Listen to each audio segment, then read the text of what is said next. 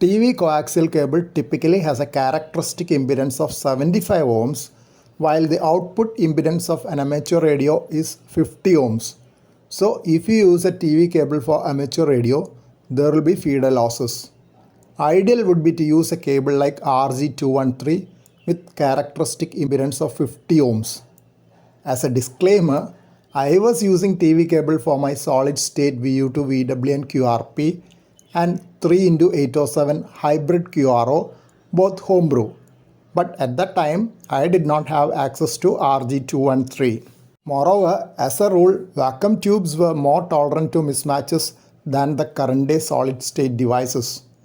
Though I never had my 807s going QRT, I had lost many BD137s which were used as final for the solid state QRP.